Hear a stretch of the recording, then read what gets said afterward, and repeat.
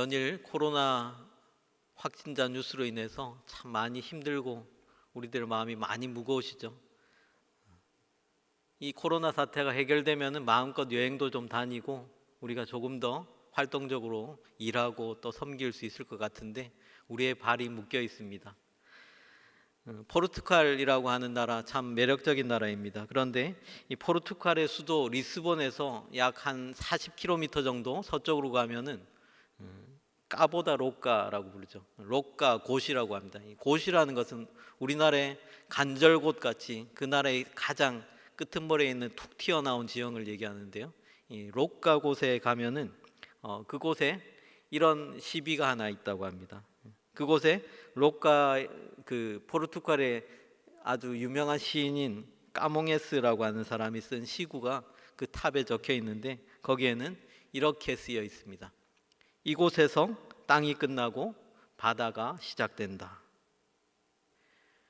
오래전 유럽 사람들은 이곳이 땅끝, 세상의 끝이라고 생각했습니다. 이곳을 넘어가면 이제 더 이상 나아갈 수 없는 곳이다라고 생각을 했습니다. 왜냐하면 중세시대 사람들의 생각이 땅은 평평하다, 지구는 평평하다고 생각했기 때문입니다. 그래서 땅끝이라고 하는 수평선을 넘어가면 마치 낭떠러지처럼 툭 떨어지기 때문에 그곳이 이제 세상의 끝이다라고 여겼던 거죠. 그런데 지구는 평평하지 않고 지구는 둥글다라고 생각한 사람들에 의해서 새 역사가 쓰여지고 새로운 시대가 열리게 됐습니다. 1492년에 콜럼버스가 지구는 둥글다라고 생각하면서 이 지평선 너머, 저 수평선 너머에는 새로운 세계가 있다라고 하면서 항해를 시작했고 대서양을 가로질러서 신대륙을 발견하게 됐습니다. 어떤 사람은 땅 끝에서 더 이상 나아갈 수 없다고 한탄하고 절망합니다. 그런데 어떤 사람은 땅 끝에 섰을 때 여기부터 이제 바다가 시작되는구나라고 새로운 희망을 품게 됩니다. 그런 사람들에 의해서 새로운 역사가 쓰여지고 세계의 역사가 완전히 뒤바뀌게 되는 것입니다. 우리 육신의 눈, 육체의 눈으로 바라보면 인간적인 경험으로 판단하기에는 여기가 끝이고 더 이상 소망이 없어 보이고 더 이상 희망이 없어 보일지라도 하나님이 함께 하시는 한, 하나님께서 우리를 붙들고 계시는 한 소망이 있음을 고백하는 이 예배의 시간이 되셨으면 좋겠습니다. 우리 지난 주일에 감사하게도 우리 황바울 목사님이 창세기 39장을 딱 설교해 주셔서 편하게 40장을 설교할 수 있게 됐습니다. 오늘 본문은 친위대장 보디발의 아내의 유혹을 거절한 대가로 이 감옥에 여전히 갇혀 있는 요셉의 이야기로 시작합니다. 요셉은 그곳에서 하나님의 섭리로 왕의 떡 맡은 관원장 그리고 왕의 술 맡은 관원장을 만나게 됩니다. 그 두 사람의 직책의 이름에서 알 수 있듯이 이 두 사람은 아주 왕의 큰 신임을 얻은 사람임에는 틀림없습니다. 왕이 먹을 음식을 준비하고 왕이 먹을 술을 준비하는 사람이라고 한다면 왕의 음식에 누군가가 독을 탈까봐 누군가에게 해를 끼칠까봐 그 일을 막기 위해서 왕이 정말 믿을 수 있는 사람을 세웠지 않겠습니까? 왕의 두터운 신임이 없으면 할 수 없는 일들입니다. 그런데 무슨 일이 있었는지 모르지만은 이 두 사람이 바로의 눈에 뭔가 거슬리는 짓을 해서 지금 감옥에 갇혀 있다는 것입니다. 4절 말씀에 보면 이 친위대장이 요셉에게 그들을 수종들게 했다라고 말씀하고 있습니다. 이들이 비록 지금 왕의 눈밖에 나서 죄수이긴 하지만은 이 사람들이 왕의 총애를 받던 사람들이었기 때문에 갇혀 있는 동안에도 나름의 대접을 받았습니다. 그런데 희한하게도 이 두 사람이 각각 같은 날 밤에 비슷한 꿈이지만은 뭔가 조금 다른 그런 꿈을 꾸게 되었는데 그것을 해석할 방법이 없었다는 겁니다. 다음 날에 요셉이 그 방에 들어가 보니까는 이 두 사람의 얼굴에 수심이 가득합니다. 그 사람들에게 무슨 일이 있습니까? 우리가 꿈을 꾸었다. 그럼 그 꿈을 제게 알려주십시오. 그런데 이 꿈을 알려달라고 하면서 요셉이 한 말이 참 중요합니다. 요셉의 성품을 잘 나타내는 말입니다. 요셉의 겸손함이 이 말씀 가운데 들어있는데요. 우리 8절 말씀을 다시 한번 같이 읽어보겠습니다. 8절입니다. 그들이 그에게 이르되 우리가 꿈을 꾸었으나 이를 해석할 자가 없도다. 요셉이 그들에게 이르되 해석은 하나님께 있지 아니하니까 청하건대 내게 이르소서. 요셉이 뭐라고 얘기합니까? 해석은 내게 있습니다 하지 않았습니다. 해석은 하나님께 있습니다. 요셉이 정말 축복의 사람이 될 수 있었던 중요한 이유 가운데 하나가 요셉은 날마다 하나님을 증거하는 삶을 살았기 때문입니다. 기회가 주어질 때마다 하나님을 드러내고자 하는 삶을 요셉이 살았다는 것입니다. 해석이 하나님께 있지 않습니까? 내가 해석해 주겠다는 것이 아닙니다. 내가 믿는 하나님께서 당신들의 꿈을 해석해 주겠다라는 것입니다. 나중에 요셉이 애굽 왕 바로에게 불려갑니다. 바로에게 요셉이 무슨 얘기를 합니까? 똑같은 얘기를 합니다. 41장 16절 말씀에 보면 요셉이 바로에게 대답하여 이르되 내가 아니라 하나님께서 바로에게 편안한 대답을 하시리이다 했습니다. 내가 꿈 해석을 참 잘합니다. 꿈을 해석할 수 있는 자신의 능력을 뽐내고 과시하지 않았습니다. 늘 요셉은 하나님을 내세웠습니다. 내가 아니라 하나님께서, 내가 아니라 하나님께서 하실 것입니다. 사실 왕 앞에 서면 인간적인 욕심에서 누군들 자신을 좀 드러내고 싶지 않겠습니까? 내가 이만한 능력이 되는 사람입니다. 내가 이 정도 되는 사람입니다 라고 자신을 마음껏 뽐내고 싶은 마음이 왜 없었겠습니까? 그런데 요셉의 마음에, 요셉이 정말 참된 축복의 사람으로 설 수 있었던 그 배경에 이런 믿음의 고백이 있습니다. 내가 아니라 하나님께서 하실 것입니다. 하나님이 그 마음의 중심에 있었기 때문에 하나님의 영광이 나의 입술을 통해서, 나의 삶을 통해서 드러나기를 요셉이 바랬기 때문에, 그러한 삶의 고백이 있었기 때문에 하나님이 요셉을 축복의 사람으로 쓰셨고 그를 통해서 복이 차고 넘치도록 세상에 부어주셨다는 것을 우리가 기억해야 할 것입니다. 이제 이 요셉의 꿈 해석에 따라서 요셉의 앞날이 활짝 열려질 중요한 순간이 되었습니다. 두 사람은 자신의 꿈을 이야기하고 요셉은 두 사람의 꿈에 대해서 정확하면서도 정반대의 해석을 내놓았습니다. 요셉의 해석은 술 맡은 관원장은 복직이 되어서 다시 왕에게 술을 따라 드릴 것이고 떡 맡은 관원장은 안타깝게도 죽임을 당하게 될 것입니다 라는 해석입니다. 그리고 요셉은 술 맡은 관원장이 풀려날 것을 예상을 하고 미리 이런 부탁을 합니다. 우리 읽지 않았지만은 14절 말씀에 보면 요셉이 이런 부탁을 합니다. 당신이 잘 되시거든 나를 생각하고 내게 은혜를 베풀어서 내 사정을 바로에게 아뢰어 이 집에서 나를 건져주소서. 요셉이 자신의 억울함을 얘기하는 거죠. 나는 아무 잘못이 없는데 지금 먼 곳에서 끌려와서 이곳에서 종살이 하다가 정말 거짓 증언 때문에 이렇게 고생을 합니다. 나를 좀 꺼내 주십시오. 술 맡은 관원장은 뭐라고 했겠습니까? 내가 풀려나게 나면 반드시 너를 구해주마. 그런데 문제가 잘 해결되면은 요셉을 구해주기로 했던 그 술 맡은 관원장이 풀려나자마자 요셉의 일을 까맣게 잊어버리고 맙니다. 그냥 그렇게 시간이 지나서 41장부터 시작하는 말씀은 어떻게 시작을 하냐면요, 만 2년 후에 이렇게 시작합니다. 2년이라는 시간이 정말 덧없이 흘러가 버렸다. 2년이 그냥 점프해서 뻥 뛰어버렸다라는 그러한 말씀으로 시작을 합니다. 요셉이 또다시 이 2년 동안을 절망 가운데서 감옥 생활을 하지 않았겠습니까? 당연히 풀려날 줄 알았는데 이제는 모든 것이 잘 될 줄 알고 이제는 모든 것이 다 순조롭게 이루어질 줄 알았는데 그런 기대가 물거품처럼 사라지고 언제가 될지 모르는 막연한 시간을 요셉은 견뎌야 했습니다. 하나님은 오늘 이 말씀을 통해서 우리에게 이런 질문을 던지십니다. 기대하고 있던 너의 희망이, 너의 꿈이 사라지고 다시 기약 없이 또 기다려야 한다면 너는 요셉처럼 기다릴 수 있겠느냐? 그 시간을 너희들은 견뎌낼 수 있겠느냐 하는 것입니다. 아마도 요셉은 술 맡은 관원장이 복직되었다라는 소식을 들었을 때 이제 정말 모든 것이 잘 될 거라고 생각했을 것입니다.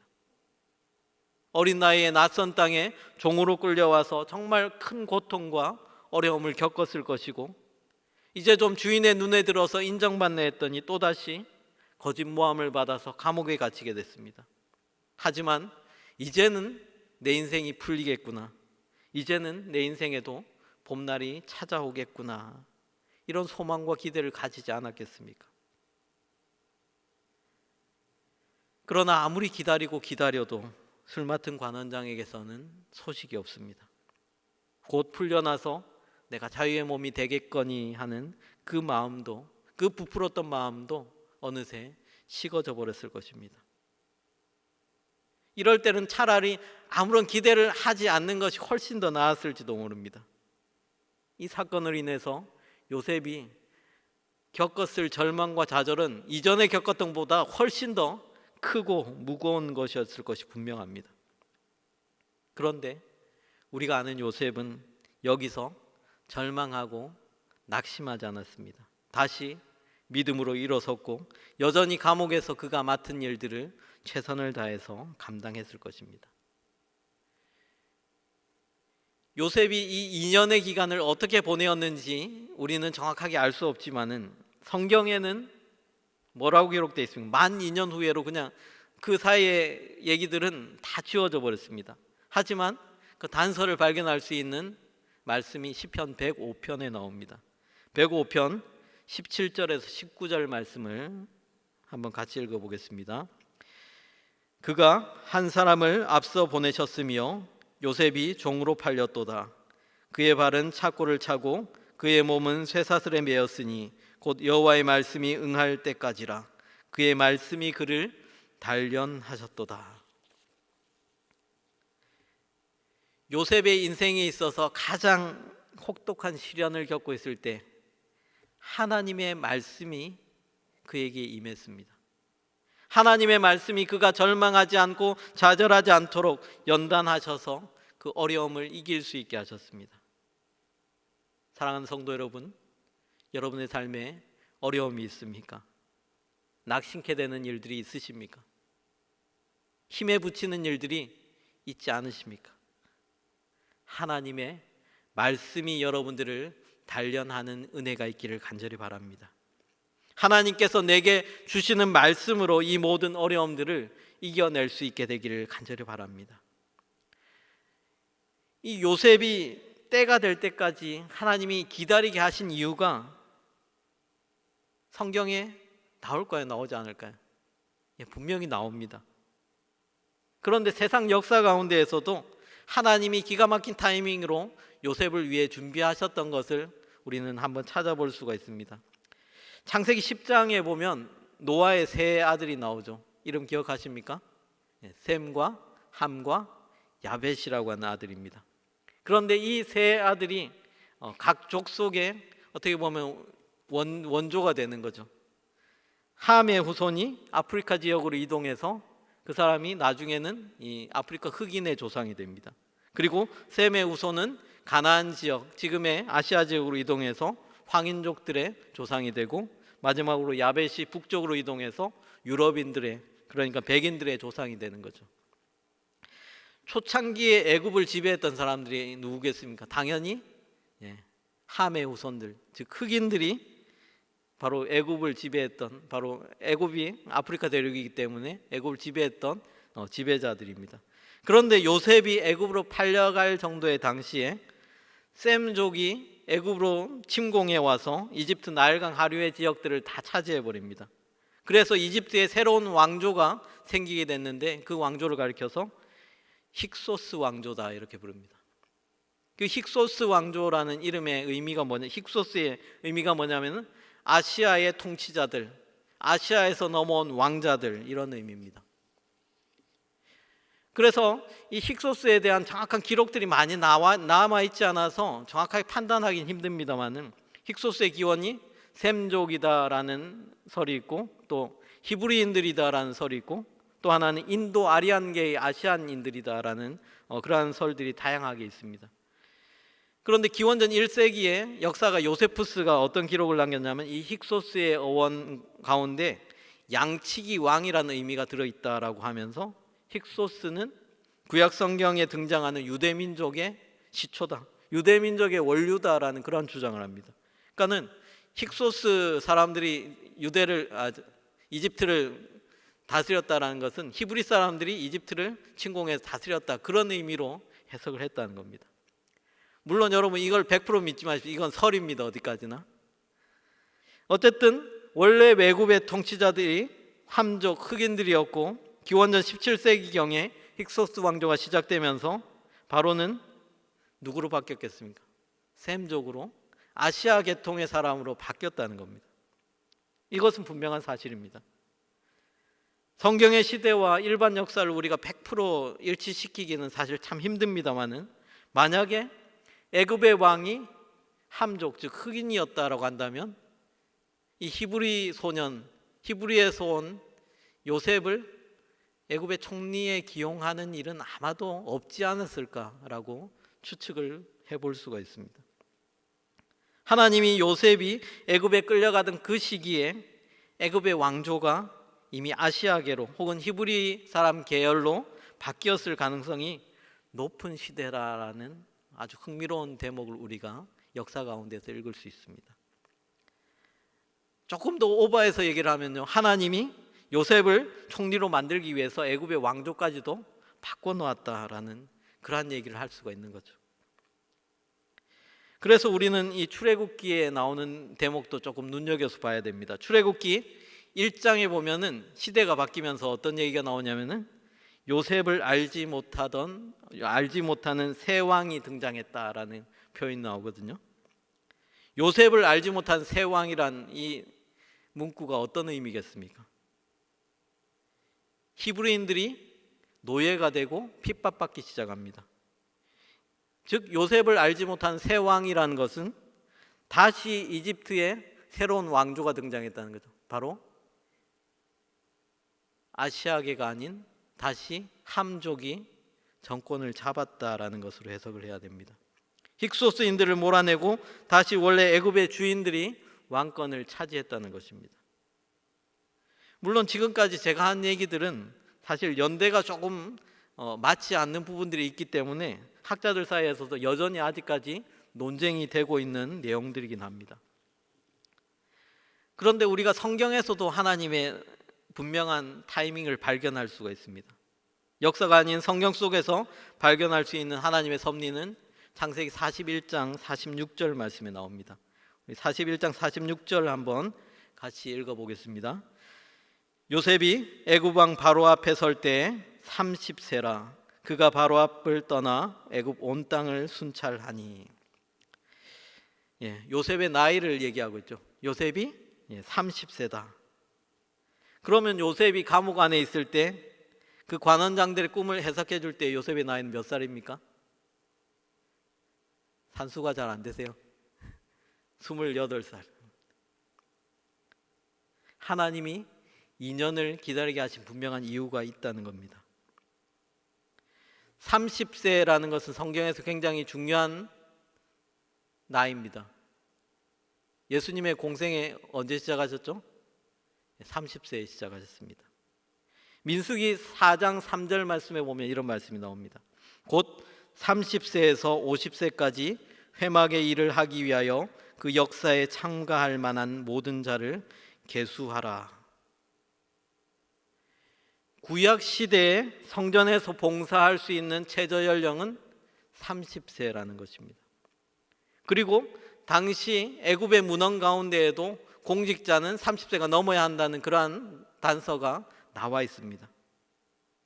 당시 구약 시대 혹은 고대 문화 자체가 공직에 나아갈 수 있는 최저 연령을 30세로 제한하고 있다는 것을 우리가 알 수가 있습니다. 요셉이 술 맡은 관원장의 꿈을 해석해주고 그 술 맡은 관원장이 요셉을 기억하고 바로 앞에 바로 나갔다면 아마 28살에 감옥에서 나와서 자유를 얻었을 겁니다. 바로 앞에 갔을 때 네가 바로 꿈 해석을 하는 그 아이구나. 너 꿈을 참 잘 해석하는구나. 그런데 너 내가 기용하고 싶어도 너 어려서 안 되겠다라고 돌려보냈지 않았겠습니까? 아마 요셉은 자유를 얻고 다시 고향 땅으로 돌아갈 수는 있었을 겁니다. 아마 평범한 삶을 살았을 수도 있습니다. 그런데 하나님이 요셉을 28에 풀어주지 않고 굳이 30살이 될 때까지 기다리게 하신 이유가 여기 있다는 것입니다. 30살이 될 때까지 하나님이 기다리시고 준비하셨습니다. 그리고 요셉이 30살이 되었을 때 바로가 알 수 없는 꿈을 꾸게 되고 그로 인해 술 맡은 관원장이 바로 그 꿈꾸는 청년 요셉을 다시 한번 기억하게 되었다는 사실입니다. 하나님은 요셉이 애굽에 끌려가고 억울하게 감옥에 갇히는 모든 상황들을 통해서 하나님의 백성 이스라엘 민족을 구원하시고자 하는 그 역사를 풀어가십니다. 요셉이 감옥 속에서 바로의 두 사람의 관원장을 만나게 되고 그들의 꿈을 통해 역사하셔서 요셉은 나중에 바로의 앞에 서게 됩니다. 이 일로 요셉은 애굽의 총리가 되고 많은 사람들을 7년 기근에서 구할 뿐만 아니라 야곱 일가가 애굽에 정착해서 12지파로 이루어진 거대한 민족을 형성하게 되는 것입니다. 이 모든 일들이 우연 같지 않습니까? 타이밍이 그저 기가 막히게 잘 맞았을 뿐이라고 생각할 수도 있습니다. 그런데 믿음의 눈으로 바라보면 이 모든 것은 하나님의 계획과 섭리 안에 있습니다. 하나님이 매 순간 우리의 삶과 우리의 환경과 우리의 모든 만남까지도 간섭하시고 역사하시는 분이시기 때문입니다.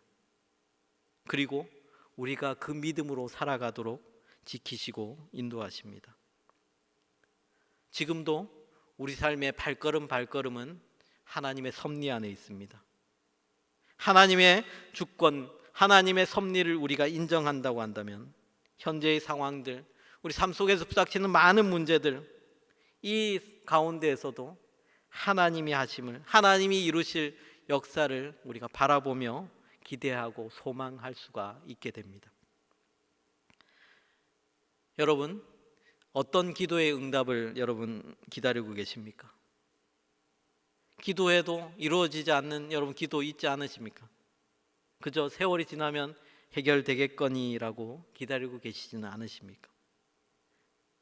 그런데 하나님의 기도의 응답은 결코, 하나님의 도우심은 결코 늦는 법이 없습니다.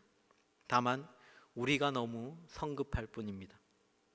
하나님의 은총의 때에, 하나님의 기회의 때에 반드시 하나님은 우리의 간절한 소망을 이루시고 우리가 기도하는 기도의 제목들에 반드시 응답하실 것입니다. 하나님의 모략, 하나님의 음성이라고 하는 책을 쓴 달라스 윌라드 박사는 이런 질문을 받았습니다. 당신의 인생에서 가장 소중한 것이 무엇입니까? 여러분 인생에서 가장 소중한 것이 무엇입니까? 이분은 아주 짧게 대답했습니다. God is so good. 하나님은 선하다는 것. 그것이 내 인생의 가장 소중한 응답입니다. 하나님이 선하시다는 사실을 내가 믿기 때문에, 하나님이 선하시니 내 인생을 어떻게 이끌고 가실지 나는 너무나 잘 알고 있기 때문에 그 사실을 아는 것 자체가 나는 너무 행복합니다라는 대답을 했습니다. 하나님이 선하신 분임을 믿는 것, 그것을 우리가 확신한다면 우리는 하나님의 때를 기다릴 수 있습니다. 하나님 참으로 선하신 분이십니다. 우리가 인생을 살아가다 보면 때로는 고통과 아픔을 피할 수 없습니다. 하지만 그 고통을 통해서, 그 아픔을 통해서 우리를 조금 더 성숙시키시고 우리를 만지시고 회복시키시는 하나님의 선하심이 반드시 우리 가운데 있을 것입니다. 그 선하신 하나님을 믿고 의지하는 것이 우리 인생에 있어서 가장 소중한 선택입니다. 산모가 태어날 아기를 위해 준비하는 모습을 여러분 보셨습니까? 아직 눈에 보이지 않는데도, 아직 필요하지도 않는데도 신발을 준비하고 입을 옷을 고르고 이불과 유모차를 마련해 놓습니다. 당장 눈에 보이는 것은 없습니다. 그러나 이미 뱃속에서 움직임이 있습니다. 뱃속의 그 태동만으로도 모든 것을 준비하고 기다립니다. 아기 엄마가 아기의 태동을 느끼듯이 내 속에 하나님이 살아계시고 하나님의 말씀이 내 안에서 역동하게 되면 이 모든 때를 우리가 믿음으로 준비하며 기다릴 수 있게 될 것입니다. 하나님의 은혜의 때를 여러분 반드시 준비하시기 바랍니다. 준비해서 하나님이 부어주시는 축복을 놓치게 되지 않기를 바랍니다. 반드시 기다리는 자에게 부어주시는 그 하나님을 바라보십시오. 참 좋으신 하나님, 선하신 하나님, 우리에게 반드시 은혜 베풀어 주실 그 하나님을 바라보며 우리가 이 시간 간구하며 기도할 수 있는 은혜의 시간 되기를 간절히 바랍니다.